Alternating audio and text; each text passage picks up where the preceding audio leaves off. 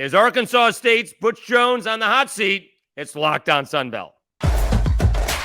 You are Locked On FunBelt, your daily podcast on the FunBelt Conference, part of the Locked On Podcast Network, your team every day.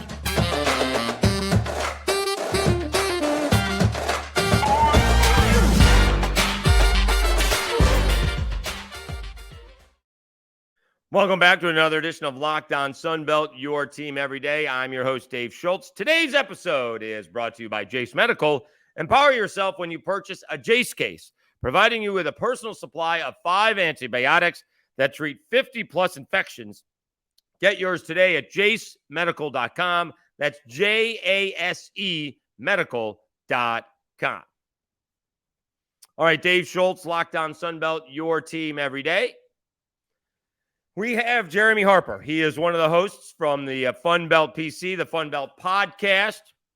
And we're talking as if Butch Jones is on the hot seat. I do want to say up front, I am not advocating that anybody gets fired. All right. In 10 years of doing sports talk, that is not my thing, mostly because I don't want people saying I should be fired. So, nonetheless, it doesn't change the fact that Butch Jones so far, coming into the season 5-19, couple of blowout losses to Oklahoma and Memphis. He does have Stony Brook coming in. So we talk about what the state of the program was when Butch took over. What did Blake Anderson do with it?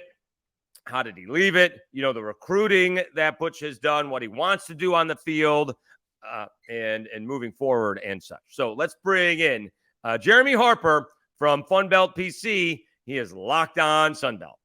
Dave Schultz back on another edition of Locked On FunBelt, your team every day. Appreciate Jeremy Harper hopping on. A-State fan rules.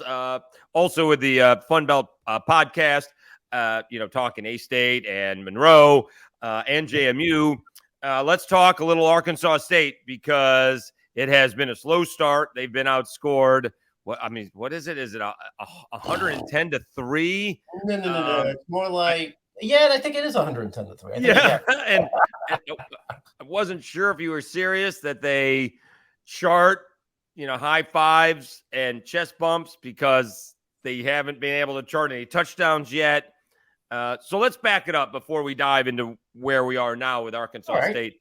Because Blake Anderson had this program rolling, right? They were the top dog, either them or the Cajuns were the top dog on this side of the conference. And then obviously Blake had the tragedy with his wife and, priorities to his family and then ended up leaving. So where was the program when Butch Jones took it over?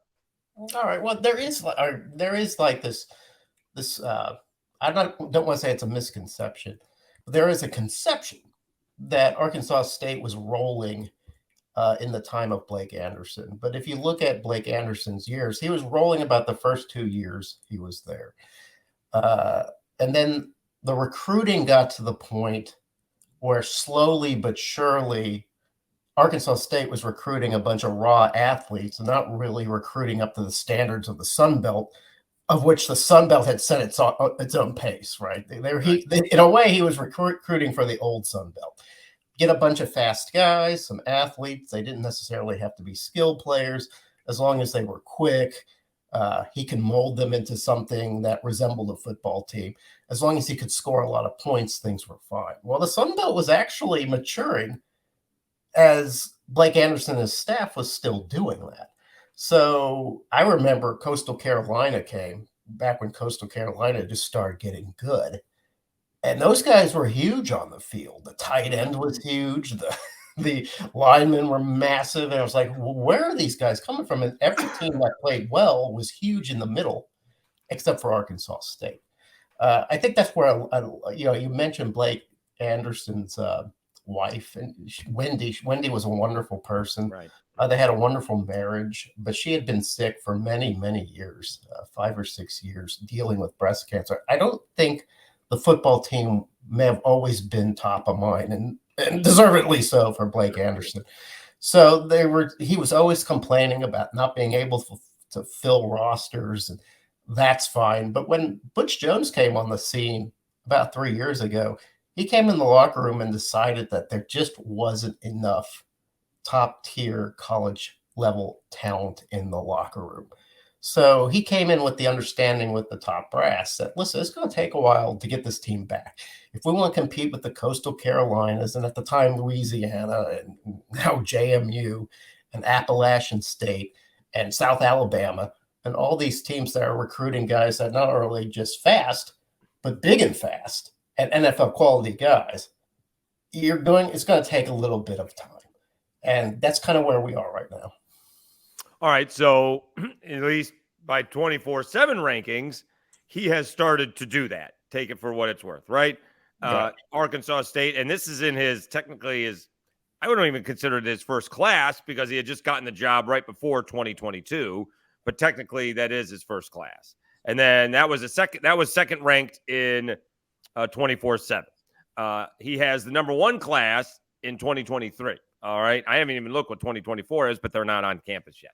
So, but the thing is, we get these things and it doesn't translate sometimes because, well, they get these great recruiting classes and then you bring it on the field and like, well, all right, they're freshmen and sophomores, right? And how many freshmen are playing? Now, they may be better than the guys that were there, God forbid, but still, they're 18-year-old kids playing against, there's like a 27-year-old wide receiver for Texas State or something like that in the conference. With the COVID year, you have a bunch of 24 and 25-year-old men playing what could be against really young kids. So it's not fair to Butch Jones because as much as the recruits have been on campus, they haven't been able to contribute yet because they're still inexperienced and young. I presume the 22 class is contributing this year because now this is their second year.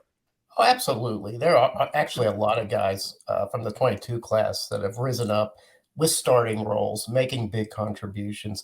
Heck, we've got some freshmen this year that have to make some contributions. But that's not to say that you have to let Butch Jones off the hook. There's a lot of programs out there that deal with a young roster, and they find creative ways to win. One thing that Butch Jones and his staff they seem to be very stubborn. They want to play football a certain way. They want to play it tough up the middle. They want to be able to just sort of power through people, and they just don't have those guys yet. So I think one criticism that you can fairly levy to Butch Jones and his staff is that there seems to be a lack of adaptability, taking the people that you have and saying, okay, for instance, against Memphis, they uncorked a flea flicker trick play that was really the most effective play that they had the entire game. It was exciting. It got the fans going. It was like, all right, we got things going. Then it was running up the middle again and a fumble on a 2-yard run that killed everything. And it's just one of those things where you're like, listen, one thing that Blake Anderson did understand is that if you're going to play in this league where everybody's getting bigger and faster, you're going to have to clever your opponents. And that's really not, Butch Jones's style. He just wants to play classic football, and he doesn't really seem to want to try to find just interesting play calling that will get the offense moving. All right, let's take a timeout. When we come back and continue our discussion with Jeremy Harper, we'll talk about the coaches who have done well very early on. The John Summeralls, the Kane Womacks, and he even mentions G.J. Kinney, who's coached all of 2 ball games in the Sunbelt. Let me tell you a little bit about Jase Medical. The Jase case provides 5 life-saving antibiotics for emergency use. All it takes to get a Jase case is fill out a simple online form, and in some cases, jump on a quick call with one of our board-certified physicians. Get ongoing care from our physicians on any treatment-related questions. Doctor created, doctor recommended. Don't be caught unprepared. Everyone should be empowered to care for themselves and their loved ones during the unexpected. Jase handles everything from online evaluation to licensed pharmacy medication delivery and ongoing consultation and care. Jase Medical is simple. You go online, fill out a form, and then you get your prescription life-saving medications right to your door. The Jase case gives you peace of mind so that you are not just hoping that you have access to the medication in emergency. Jase Medical makes sure you have the medication in hand. Save more than $360 by getting these life-saving antibiotics with Jase Medical, plus an additional $20 off by using my code LOCKEDON at checkout on jasemedical.com. That's JASE medical.com. All right, Dave Schultz, Lockdown Sunbelt, your team every day. Let's continue our conversation with Jeremy Harper from the FunBelt PC, talking about the pressure that the new coaches in the Sunbelt have had some success. And what does that mean for Butch Jones? All right, we're talking with Jeremy Harper on Lockdown Sunbelt. We're talking about Butch Jones and being on the hot seat for Arkansas State. So there is some pressure, right? When a John Summerall comes in there and wins a championship in his first year, the Arkansas State brats got to be going, what's going on, Butch? Then you have same thing with, well, not the same thing, but you got Kane Womack over at South Alabama, gets a 5-win team, although loses down the stretch, then turns that into a 10-win team. And Butch Jones is staring at 5-19 coming into the season, now 5-21. They're going to be saying, what's going on? And so, I know the cupboard was pretty much bare. In 2 years, Kane Womack has turned that system over with all the transfers. That's the thing. There is no 4 or 5 year plan anymore. You can bring in a lot of guys via the transfer portal, and that's what South Alabama has done. And it doesn't appear at Arkansas State has. Yeah, not just South Alabama too. Texas State has done a remarkably interesting job. Under Spavital, it didn't quite work out. Under J.G. Kinney, it seems to be working out. It seems to be the new way to build a team. I think people are criticizing Dabo Sweeney and Clemson because he's just kind of refusing to dip in that transfer portal and pick out the good players that he can pick out, because he just wants to build a team the old-fashioned way. And Butch Jones is that way too. He's been adamant about, I'm going to build this team with high school guys, and we're going to start year 1 and get down up to year 4 and build that team. Now, that may be an outdated, antiquated way to build a team now. I mean, you see G.J. Kinney and what he's doing, and you see South Alabama has done the same thing. I mean, these teams sort of kind of embrace this new paradigm of team building, and these coaches are going to have to do it. If Arkansas State's going to be successful, the fans and the coaching staff and everyone around it's going to have to say, okay, we're just going to have to buy into this style or the style that Butch Jones has chosen to do, and let's go through the high school ranks. But yeah, you look at a team like James Madison, they came out of FCS and instantly found success. So why can't, they essentially took a bunch of FCS players and turned them into FBS players. So there's a lot to be said for looking around the league and going, why can't this happen at Arkansas State? And a lot of fans are saying that, yes. Talking to Jeremy Harper, A-State Fan Rules, part of FunBelt podcast, FunBelt PC, which is the FunBelt podcast. What is it, JMU, ULM, and Arkansas State? That is an interesting trifecta. Oh, you mean the co-host? Yeah. It was one of those things where Dusty Thibodeau said, man, I really want to start a podcast. Do you want to get in on that? I said, sure. We started with Ben Moore, who was who covers Georgia State. Right. And he had to kind of back out, and we picked up Shane Metlin, who covers JMU, which was great because JMU was just cooking in the Sun Belt at the time. So yeah, it's a weird mix. But I'm the only guy on the set whose team is 0-2, Dave. It's kind of everybody else is 2-0. We'll get to that. I mean, there's a little bit of pressure playing Stony Brook. Cannot lose to Stony Brook. That's David. That's a good thing to mention. You kind of look ahead at Stony Brook. They're 0-2. They're kind of like the FCS mirror of Arkansas State, just struggling, not finding wins, having trouble scoring. But yeah, you lose to Stony Brook, and I don't know, maybe all bets are off. Like I keep telling people, Butch isn't on the hot seat. He got the contract extension. Arkansas State isn't exactly rolling in money. Right. They can't afford the buyout. And quite frankly, a lot of people within the system have bought into this idea is that we've got to build this team. I don't know if the fans will sell for that or not, but yeah, I don't think he's on a hot seat. You lose to Stony Brook, might not have any choice but to put him on a hot seat. Well, I'm a big win and move on guy, right? And especially, I know this is a home game, but I'm, in college football, it doesn't matter how pretty it is. As long as you win, move on, good enough, right? Especially in the NFL. But in college football, same thing. However, though, there are times when it needs to look like a Monet compared to a Picasso. It better look good and not very abstract. And, you know, if Arkansas State wins 35-3, that's great. If they have a win and move on game where they win 35-31, you know, we're going to turn it up to simmer. We're going to get to the medium on the hot seat. The hot seat's going to come on if he's struggling. Say he comes from behind and wins, and it's a thrilling victory. Yay! And then you're like, well, hold on. We just had a thrilling victory against Stony Brook. What are we going to do against Troy, South Alabama, the Cajuns, Texas State? By the way, Jeremy, Monroe is 2-0. I know. I'm a little worried about Monroe. They're coming up. I think we beat them like 12 years in a row now, but that might have to come to an end. I tell you what, though, it seems like the Sun Belt this year, Dave, has had trouble with their FCS opponents all year, or at least these first 2 weeks. It seems like I think only Georgia Southern has kind of put their FCS opponent away.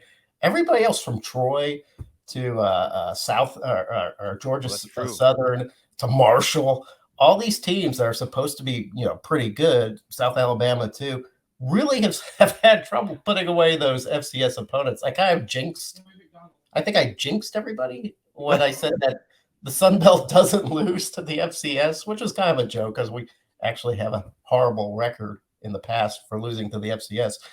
But it's to the point where now it's on Butch Jones to beat his FCS opponent. And it's Stony Brook, and they're 0-2, and they lost 9 games last year. And if you lose or keep it close, you know what, Dave? I'm not going to lie to you. If we keep it close to Stony Brook, I think people will actually be happy to get the win because we haven't seen a touchdown all year. If we could just get a touchdown, I think people will be like, "That's a success. Let's build on that." The whole crowd's going to go onto the field and do push-ups with the mascot if they score a touchdown. Dave, let me tell you something. When I first got to Arkansas State, it was in 1992, and that was the year Arkansas State first got in what we call FBS, right?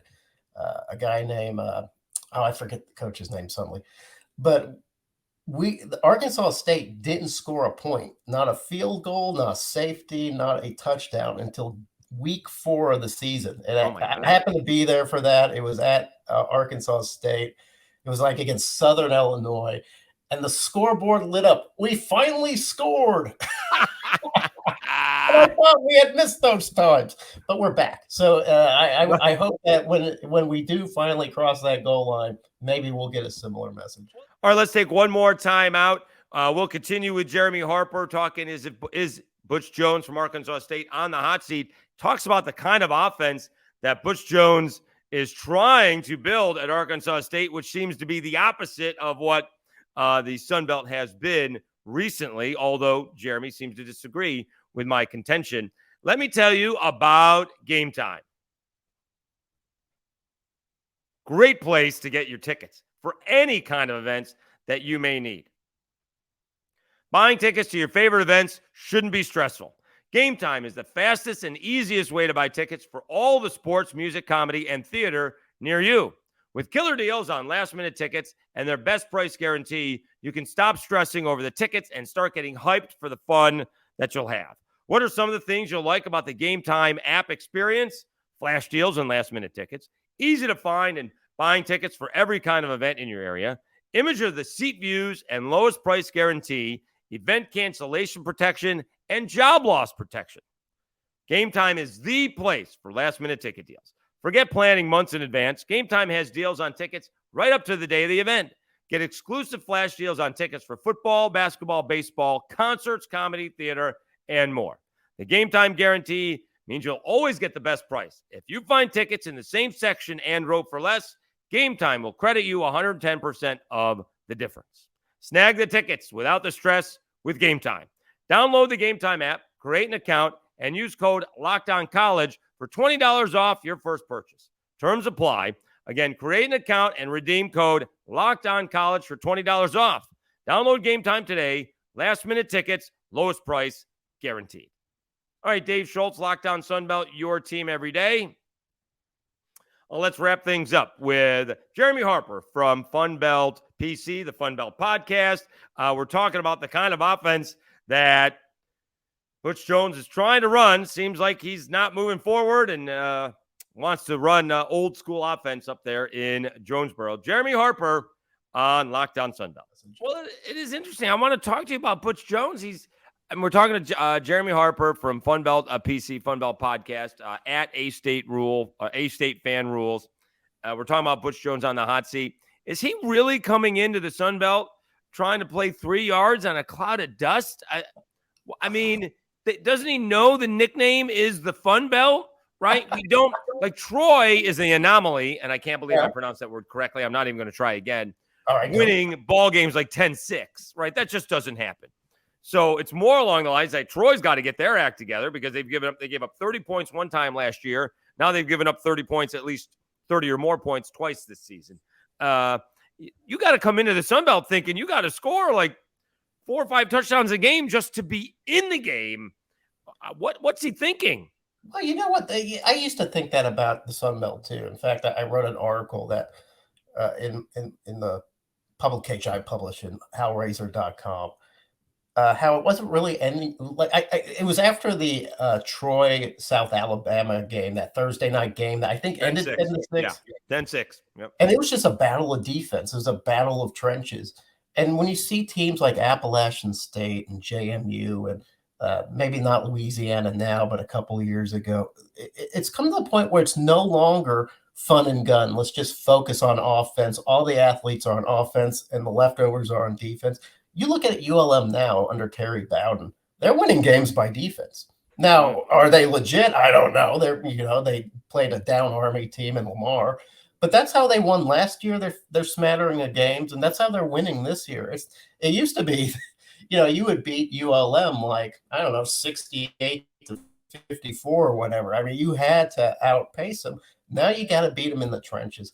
I don't know if the Fun Belt is as much fun as it used to be. I think it's now a little bit, the teams that win are the teams that are strong in the middle and not necessarily teams that can do the air raid. Yeah, so I don't know about the air raid because dust.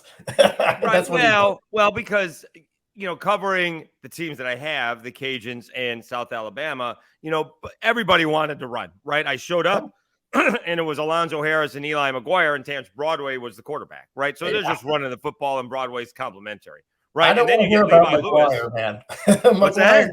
McGuire gives me nightmares. I still think about that guy. There you go. And then you come here, and then Napier comes in, and he's got one of the great college football quarterbacks, Levi Lewis. I don't think they turned the ball over like the last 9 games of the season or something like that. He just was the perfect game manager. I'll make a play when I have to, but other than that, I'm handing it off to Trey Regis, Raymond Clay Jr., Eli Mitchell. These guys are in the NFL, right? And so that I understand that they want to run, but they, run it and really well.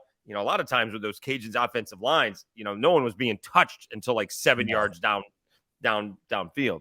But that Troy South Alabama game, that was more Troy's defense was really good. But Troy's offense was really bad. Jared Dagey could do nothing, and actually it was Gunnar Watson who came in cold and throws a big third down conversion. And in that ball game, South Alabama, Troy's defense was really good, and South Alabama's defense was good as well. But no, that more along the lines, these teams are scoring. JMU 36 against Virginia. This week, if Wisconsin isn't careful and Wake isn't careful, and for that fact of the matter, Oklahoma State isn't careful, those teams will go down. I like, by the way, on our little betting app, I'm a big fan of taking all those teams because they're all underdogs, and one is going to win. You know what? I think that's sound advice, sound wagering advice. If you wager, which I wouldn't recommend that. Well, here it's legal, so I can't. and we got FanDuel here. And we got FanDuel here on Lockdown. All right. I do love betting some, but I will say that one thing about that Wisconsin game, I think that is a good chance that Davis Brin and the Eagles upset Wisconsin and Wisconsin. You'll hear it first with us. We'll be the guys that look like geniuses when that happens.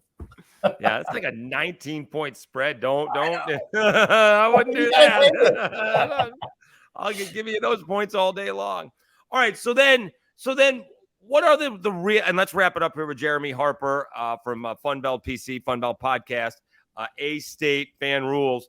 So where are we with this? Because as you mentioned, unless, actually the worse that South Alabama does, and I don't think they've played well, the more likely K-Wamak sticks around. John Summerall's probably not going anywhere. G.J. Kinney just got here. Mike Desmo isn't going anywhere. Will Hall has Southern Miss headed in the right direction. And so, this division isn't going to get any easier, although it might turn over a little bit because all of South Alabama is going to leave, just all the guys who came back this year. So many of them did. You're going to have you're going to have an experienced quarterback with Southern Miss. Billy Wild's coming back. Sure. So where are we here with, Arkansas State? When does the really good recruiting end up taking effect? Because it's one thing, getting blown out by Oklahoma. Okay. It's another thing to get roasted at home by Memphis. That's not great. Yeah, and if you watch that game, it was a cringe from start to finish. Here's the thing: if things don't work out this year, if you barely beat Stony Brook, or God forbid you lose Stony Brook, you only beat ULM again in conference. I don't think it's Butch Jones that gets fired. What I've noticed that happens mostly in college football, it's the staff that's thrown under the bus. That's sort of a sacrifice. Somebody's gonna go.